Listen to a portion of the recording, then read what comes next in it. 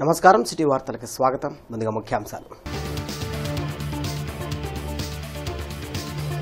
సీఎంగా బాధ్యతలు స్వీకరించిన చంద్రబాబు మెగా డిఎస్సిపై తొలి సంతకం, చెప్పినట్టుగా మరో 4 ఫైళ్లపై కూడా సంతకాలు.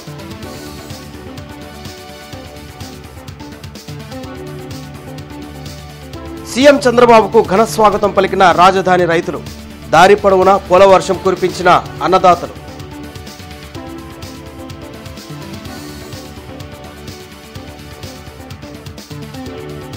కేంద్ర సహాయ మంత్రిగా బాధ్యతలు స్వీకరించిన పెమ్మసాని చంద్రశేఖర్, అందరి సహకారంతో ప్రజా సంక్షేమమే లక్ష్యంగా పనిచేస్తానని వెల్లడి.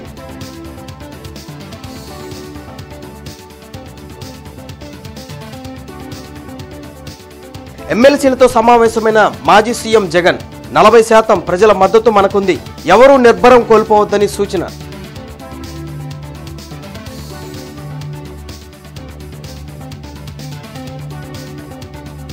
తెలుగునాడు విద్యుత్ కార్మిక సంఘం ఆధ్వర్యంలో సంబరాలు, కేక్ కట్ చేసిన ఎమ్మెల్యేలు నజీర్ అహ్మద్, గల్లా మాధవి.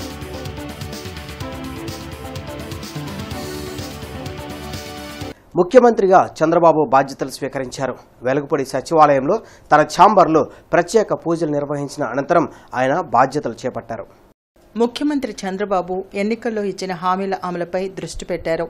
వెలగపూడి సచివాలయంలో సీఎంగా బాధ్యతలు స్వీకరించిన ఆయన తొలి సంతకం 16,347 పోస్టులతో మెగా డిఎస్సిపై చేశారు. అలాగే 2వ సంతకం ల్యాండ్ టైటిలింగ్ యాక్ట్ రద్దు, 3వ సంతకం సామాజిక పింఛన్ల పెంపు, 4వ సంతకం అన్నా క్యాంటీన్ల ఏర్పాటు, 5వ సంతకం నైపుణ్య గణనపై పెట్టారు. అంతకుముందు నారా భువనేశ్వరతో కలిసి ఛాంబర్లో ప్రత్యేక పూజలు చేశారు. సీఎంగా బాధ్యతలు చేపట్టిన చంద్రబాబును మంత్రులు, ఎమ్మెల్యేలు, సచివాలయ ఉద్యోగులు అభినందించారు.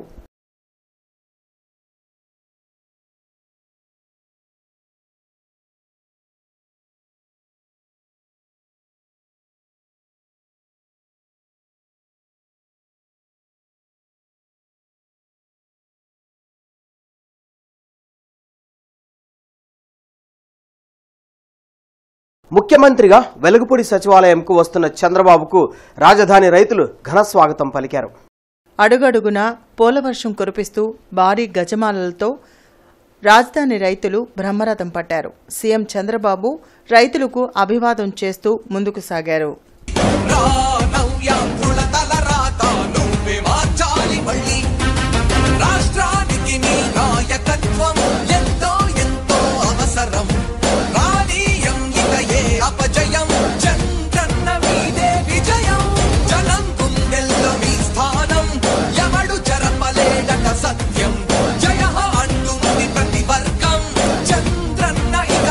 కేంద్ర గ్రామీణాభివృద్ధి కమ్యూనికేషన్స్ శాఖల సహాయ మంత్రిగా పెమ్మసాని చంద్రశేఖర్ బాధ్యతలు చేపట్టారు.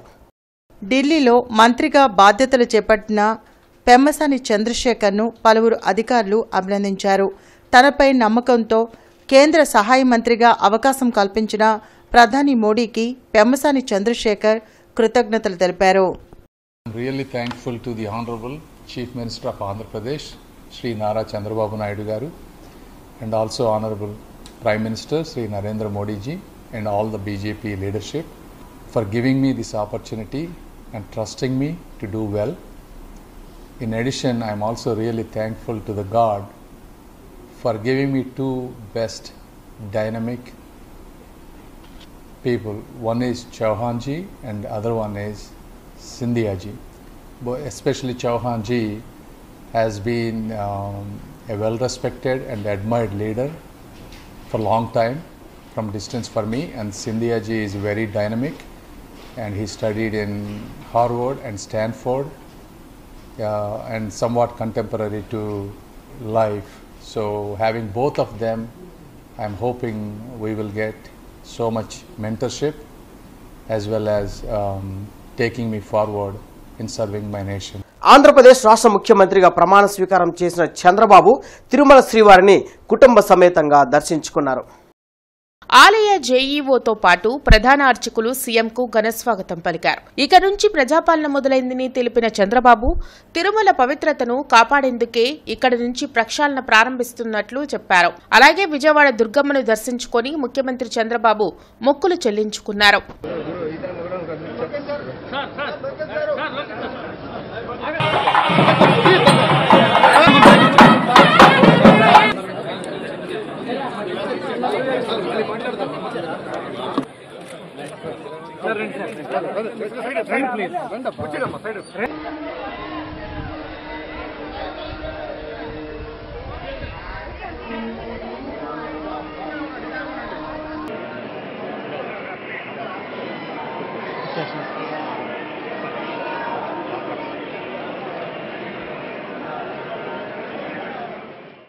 తెలుగునాడు విద్యుత్ కార్మికుల సంఘం ఆధ్వర్యంలో కూటమి ప్రభుత్వ ఏర్పాటును స్వాగతిస్తూ నేడు సంబరాలు నిర్వహించారు.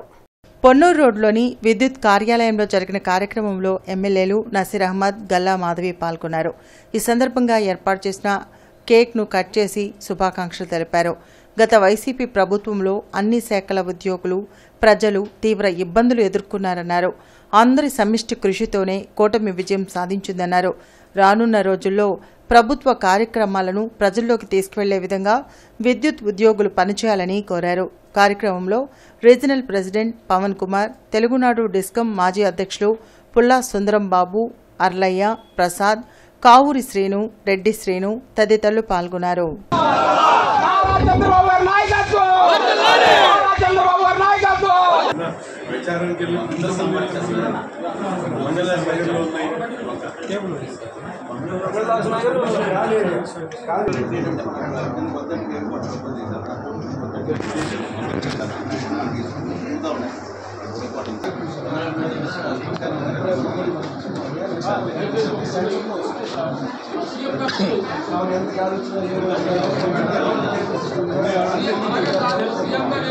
ఎందుకంటే రాష్ట్రంలో ఉన్నటువంటి అన్ని వర్గాల ప్రజలు కూడా, ముఖ్యంగా ఉద్యోగస్తులు కానీ, కార్మికులు కానీ, అన్ని రంగాల ప్రజలు కూడా గత 5 సంవత్సరాల నుంచి జగన్మోహన్ రెడ్డి గారి పరిపాలన ఏ విధంగా ప్రజలకు ఇబ్బంది పెట్టిందనే విషయాన్ని ప్రజలు ఓట్ల ద్వారా తెలియచెప్పినటువంటి పరిస్థితులు. అందుకని ముఖ్యంగా ఉద్యోగస్తులందరికీ కూడా, సిబ్బందికి, ముఖ్యంగా విద్యుత్ సిబ్బంది అందరికీ కూడా, వారందరికీ కూడా తగినటువంటి సహాయ సహకారాలు అందిస్తామని, వారు కూడా ప్రజలకు ఇచ్చినటువంటి కార్యక్రమాలు ఏదైతే ఉందో ప్రభుత్వం ఇచ్చేటువంటి ప్రతి ఒక్క కార్యక్రమాన్ని ప్రజలకు చేరదీయాలని. తిరుమలలో సీఎం చంద్రబాబు కుటుంబం బస చేసిన ప్రాంతంలో పరదాలు కట్టడంపై మంత్రి నారా లోకేష్ నవ్వుతూ సెటైర్ వేశారు. గత ప్రభుత్వంలో లాగా పరదాలు కట్టుకుని తిరగాల్సిన అవసరం తమకు లేదని నారా లోకేష్ తెలిపారు. పోలీసులు అధికారుల తీరు మార్చుకోవాలని సూచించారు.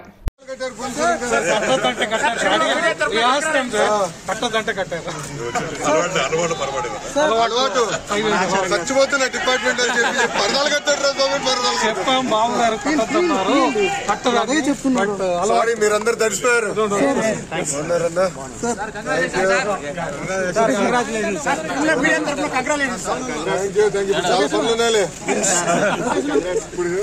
కుర్చీ ఎక్కడుంది? ఎన్నికల ఫలితాలను చూసి నిబ్బరం కోల్పోవాల్సిన అవసరం లేదని వైఎస్ఆర్ కాంగ్రెస్ పార్టీ అధ్యక్షులు వైఎస్ జగన్మోహన్ రెడ్డి అన్నారు. 40% మంది ప్రజల మద్దతు తమకే ఉందన్న విషయాన్ని మరవద్దని చెప్పారు. వైఎస్ జగన్మోహన్ రెడ్డి తాడేపల్లిలోని తన కార్యాలయంలో వైసీపీ ఎమ్మెల్సీలతో సమావేశం నిర్వహించారు. ఎన్నికల ఫలితాలు శకుని పాచికల మాదిరిగా ఉన్నాయని వ్యాఖ్యానించారు. ఈవీఎంలపై దేశవ్యాప్తంగా చర్చ జరగాల్సిన అవసరం ఉందని అన్నారు.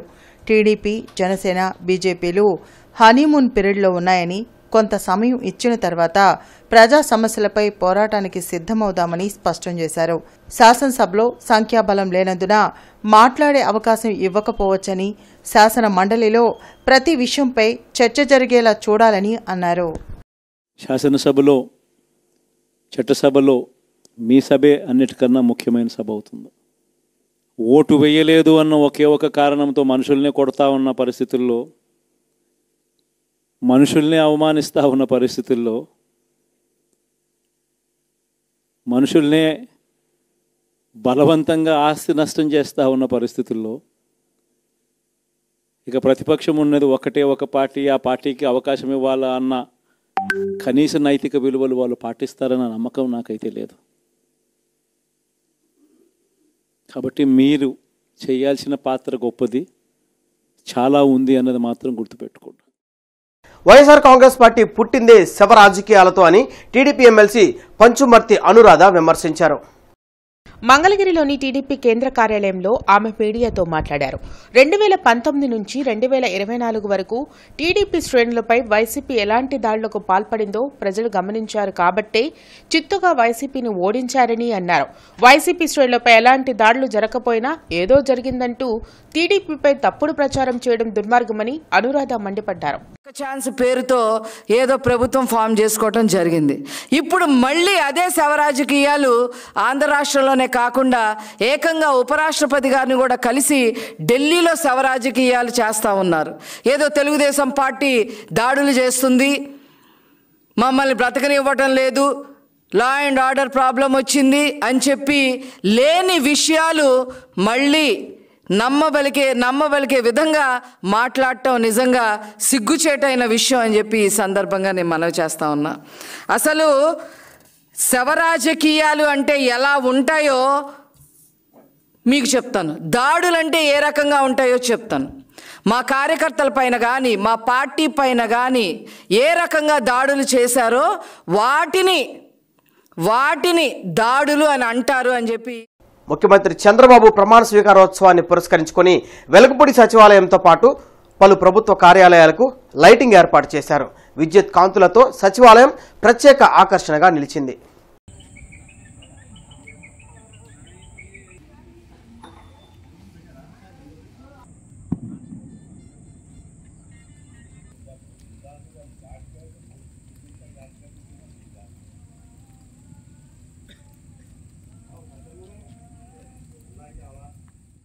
బ్యాంక్ ఆఫ్ ఇండియా రుణ వితరణ వినియోగదారుల సమావేశం నేడు జరిగింది. చిలకలూరుపేట వై జంక్షన్ వద్ద జరిగిన కార్యక్రమంలో deputy general manager Manohar Ramdas మనే పాల్గొని రుణాలు మంజూరైన వినియోగదారులకు చెక్కులను పంపిణీ చేశారు. 33 మంది వినియోగదారులకు 58 కోట్ల రూపాయల రుణాలను మంజూరు చేసినట్లు చెప్పారు. సెల్ఫ్ హెల్ప్ గ్రూపులకు 1,50 లక్షల రూపాయల రుణాలను మంజూరు చేసి చెక్కులను పంపిణీ చేసినట్లు చెప్పారు. రానున్న రోజుల్లో బ్యాంక్ ఆఫ్ ఇండియా సేవలను అన్ని ప్రాంతాల్లో విస్తృతం చేసేలా కృషి చేస్తామన్నారు. And there was a very good response from the customers of the Guntur district place. Today Bank of India Vijayawada zone along with its 20 branches nearly, they have given sanction letters to the 33 customers, prospective customers, and sanctioned them 58 crores. In this sanction nearly 15 SHG members were sanctioned nearly 1.50 crores. ఇప్పుడు కొత్తగా లోన్లు ఇచ్చిన వాళ్ళు existing customers, prospective customers వాళ్ళందరూ attend అయ్యారు. మా products గురించి వాటి గురించి చెప్పాం. బిజినెస్ డెవలప్మెంట్కి దీనికి తర్వాత ఒక లోన్ ప్రోడక్ట్ ఒకటే కాకుండా మా డిపాజిట్ ప్రోడక్ట్స్ కూడా అందరికీ ఎక్స్ప్లెయిన్ చేసాం. Response is good. We expect more business from here. Today we have given 58 crore sanction letters. Out of this, some part of amount will be disbursed today itself, and remaining will be disbursed later. వేసవి సెలవుల అనంతరం పాఠశాలలు నేటి నుండి పునః ప్రారంభమయ్యాయి. వేసవి సెలవుల అనంతరం నేటి నుండి పాఠశాలలు పునఃప్రారంభం కావడంతో విద్యార్థులు పాఠశాలల బాట పట్టారు. మొదటి రోజు కావడంతో పాఠశాలను పునఃప్రారంభించేందుకు విద్యాశాఖ అధికారులు అన్ని ఏర్పాట్లు చేశారు. ప్రతి సంవత్సరం జూన్ 12వ తేదీన ప్రారంభం కానున్న పాఠశాలలు ఈ సంవత్సరం ఒకరోజు ఆలస్యంగా తెరుచుకున్నాయి. 12వ తేదీన రాష్ట్ర కొత్త ముఖ్యమంత్రిగా చంద్రబాబు ప్రమాణ స్వీకార కార్యక్రమం జరగడంతో పాఠశాలలు తెరుచుకోలేదు. దీంతో వేసవి సెలవుల అనంతరం నేటి నుండి పాఠశాలలు తిరిగి తెరుచుకున్నాయి. గత ప్రభుత్వ హయాంలో జరిగిన అవినీతి అక్రమాలపై విచారణ జరిపించాలని జన చైతన్య వేదిక రాష్ట్ర అధ్యక్షుడు వల్లంరెడ్డి లక్ష్మణ్ రెడ్డి తెలిపారు. అవినీతికి పాల్పడిన వారిపై నిష్పక్షపాతంగా విచారణ చేసి నిందితులను కఠినంగా శిక్షించాలని, తద్వారా భవిష్యత్తులో రాజకీయ అధికార అవినీతికి ఆస్కారం లేకుండా చేయాలని లక్ష్మణ్ రెడ్డి కోరారు. వైకాపా ప్రభుత్వ హయాంలో పలు పథకాలకు ఆ పార్టీ నేత పేరు పెట్టుకున్నారని, వాటిని తొలగించి అమరులైన మహనీయుల పేర్లను పెట్టాలని సూచించారు. గత పాలనలో ఈ ప్రచార పిచ్చి ఒక పరాకాష్ఠకి చేరింది. ఇది పునరావృతం కాకూడదని కోరుకుంటున్నాను. ఆంధ్రప్రదేశ్లో అవినీతి ఎక్కువగా అవటం, అరాచకాలు పెరగటం, అభివృద్ధి జరగకపోవటం, విధ్వంసకర రాజకీయాలు జరగటం, ఉపాధి ఉద్యోగ అవకాశాలు లేకపోవటం, ఇలాంటి అనేక సమస్యలని ఓటర్లు ఆలోచించి మంచి తీర్పులను అందించారు. వీటన్నిటినీ పరిష్కరించాల్సిన అవసరం నూతన ప్రభుత్వంపై ఉందని భావిస్తున్నాను. రాజధాని పేరుతో మూడు మొక్కలాటాడి అమరావతిని ధ్వంసం చేయడం జరిగింది. అమరావతిని త్వరగా పునరావృతం చేయాలి, అభివృద్ధి చేయాలి, పునర్నిర్మాణం చేయాలి. అదేవిధంగా పోలవరం, వెలుగొండ లాంటి ప్రాజెక్టులు, అనేక నీటిపారుదల ప్రాజెక్టులని సత్వరం పూర్తి చేసి ఆంధ్రప్రదేశ్ని అన్నపూర్ణ ఆంధ్రప్రదేశ్గా మార్చాలని కోరుకుంటున్నాను. మానవతా స్వచ్ఛంద సేవా సంస్థ ఆధ్వర్యంలో వాసిరెడ్డి మాధవి జన్మదిన సందర్భంగా వారి భర్త వాసిరెడ్డి ఉదయ్ శంకర్ సౌజన్యంతో ప్రొఫెసర్ ఎంవీఎస్ కోటేశ్వరరావు మెమోరియల్ స్కూల్లో చదివే పేద విద్యార్థులకు ఉచిత పుస్తక పంపిణీ కార్యక్రమం నిర్వహించారు. ఈ కార్యక్రమానికి దాత వాసిరెడ్డి ఉదయ్ శంకర్ పుస్తకాలు మరియు యూనిఫామ్ పంపిణీ కొరకు 20,000 రూపాయల ఆర్థిక సాయం చేశారు. పిల్లల మధ్య పుట్టినరోజు జరుపుకోవడం సంతోషంగా ఉందని మానవతా సభ్యురాలు వాసిరెడ్డి మాధవి అన్నారు. పేద కాలనీల్లో నివసించే పేదల పిల్లలైన విద్యార్థులకు ఆర్థిక సాయం అందించడం అభినందనీయమని మానవతా ప్రెసిడెంట్ పి విమలకుమారి అన్నారు. ఈ కార్యక్రమంలో మానవతా చైర్మన్ పావులూరి రమేష్, సభ్యులు రాంప్రసాద్, సెక్రటరీ వి సుబ్రహ్మణ్యం, మహిళా విభాగం అధ్యక్షురాలు విజయలక్ష్మి, శివాజీ, లక్ష్మీ సామ్రాజ్యం తదితరులు పాల్గొన్నారు. మంచిగా చదువుకొని బాగా ఉన్నత స్థితికి వెళ్ళాలి. ఇవాళ ఇట్లా నా పుట్టినరోజు నాడు ఇట్లా చేయటం నాకు చాలా ఆనందంగా ఉంది. మీరు బాగా చదువుకొని ఇప్పుడు బాగా సార్ చెప్పినట్టు బాగా చదువుకొని మీరు మంచి మార్కులు తెచ్చుకొని ఉన్నత స్థితికి వెళ్ళాలమ్మా. సమాజంలో స్ఫూర్తి నింపుతున్నటువంటి మానవతా సభ్యులందరికీ హృదయపూర్వకమైనటువంటి ధన్యవాదాలు ముందుగా తెలియజేస్తూ, ఒక సత్కార్యంలో పాలు పంచుకునే అవకాశం రమేష్ గారి ద్వారా ఇవాళ నాకు అందింది.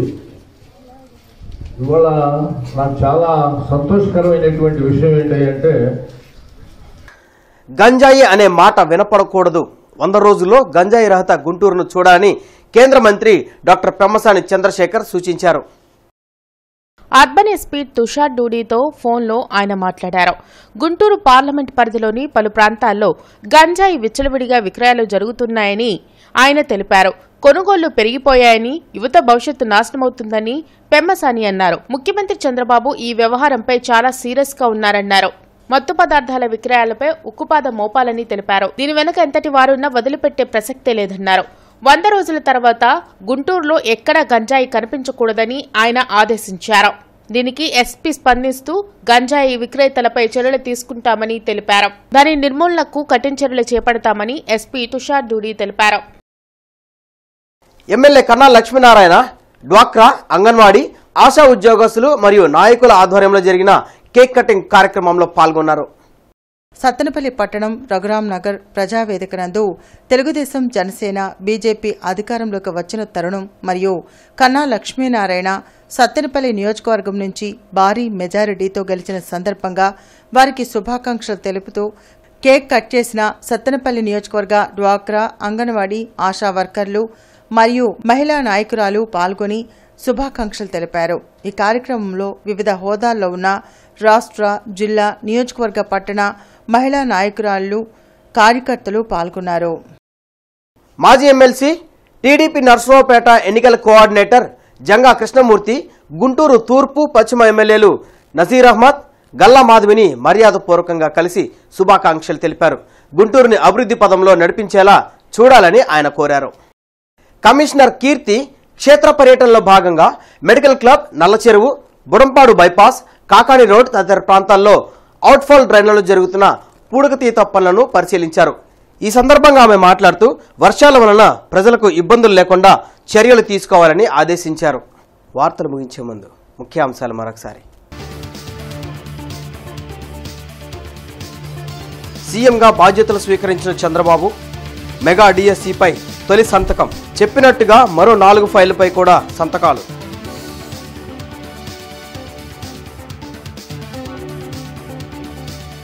సీఎం చంద్రబాబుకు ఘన స్వాగతం పలికిన రాజధాని రైతులు, దారి పొడవునా పొల వర్షం కురిపించిన అన్నదాతలు.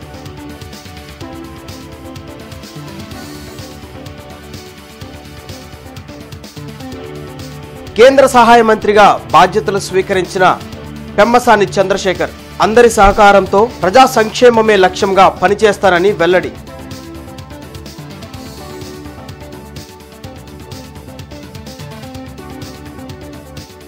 ఎమ్మెల్సీలతో సమావేశమైన మాజీ సీఎం జగన్ 40% ప్రజల మద్దతు మనకుంది, ఎవరూ నిర్భరం కోల్పోవద్దని సూచన.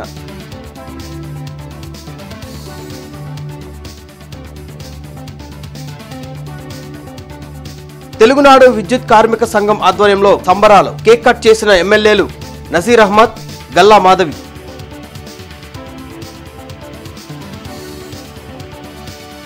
ఈ వార్తలు ఇంతటితో సమాప్తం. నమస్కారం.